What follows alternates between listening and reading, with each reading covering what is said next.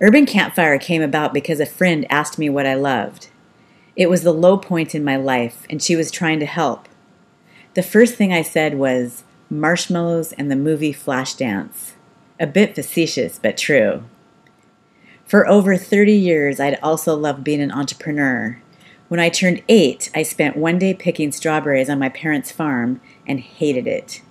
The next day, I opened a lemonade stand for the pickers, and the next hired my cousins to work for me. In 2011, I wrote Craving Success, a book about the 20 businesses I'd started since that lemonade stand. It includes 132 lessons learned, mistakes made, and hopefully not forgotten. A few of these businesses made some money. I was a workaholic, startup junkie. It's in my DNA. At this time, I was focused on my Crave City guides, books I was self-publishing in about 25 cities across the U.S. and Canada and the Netherlands, showcasing local women business owners. I was a New York Times featured serial entrepreneur, speaker, author, and the Crave Company was a champion of women entrepreneurs. The Crave books were closing in on $1 million a year in cash flow, but the model was broken and I didn't know it. It was losing money. Other business projects were doing a fraction of normal. The economy sucked. My home equity was mostly gone. Money had gone into projects that shouldn't have. It was the perfect storm of financial challenges. The bottom had fallen out and I had to borrow money to survive. One day I didn't want to get out of bed, and the next. I felt like the queen of failure. I lost my creativity. My printer called about the $60,000 I owed him. Another call informed me an East Coast partner was using my name to put money in her account. I lost it. I went down hard for a year. And in July, I turned freaking 50 to the news my right-hand assistant was leaving. What was it Oprah said about your 50s being the best years? When I was 21, it was all about making it happen. My life theme song was from Flashdance. But now I felt like Sandra Bullock in Gravity on a downward spiral that won't stop. During that time, I spoke at an executive conference at Starbucks and said I was in therapy and on drugs. I didn't intend to say it. After the speech, I went back out and people were standing in line to thank me for my honesty.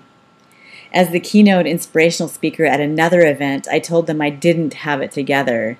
I have no idea what I'm doing. Never ask me what my 5-year plan is. I'm not sure what I'm going to do in the next 24 hours.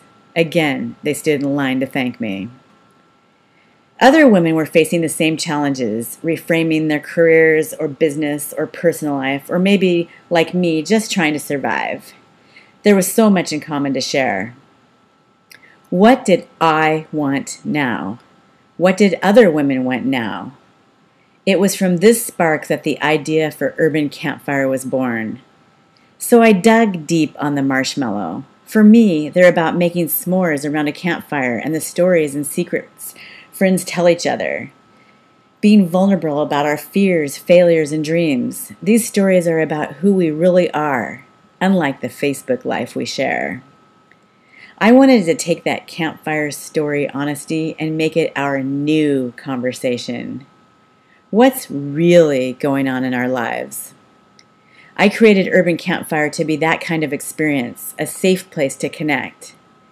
I sought out thought leaders who would share in a few short minutes their best lessons, as if it was their last chance to do so. What do they know that really matters? In August of 2013, the first Urban Campfire event was held in Seattle. I bet big and rented an airplane hangar. 500 women gathered around to listen and share. A lot of serendipity happened to bring failure and marshmallows and Flashdance together. It changed the direction of my life. I'm moving forward by moving other women toward that unique thing inside us that burns the brightest. That's the manifesto. I invite you to join the conversation. I can't wait to hear your story. What's your marshmallow?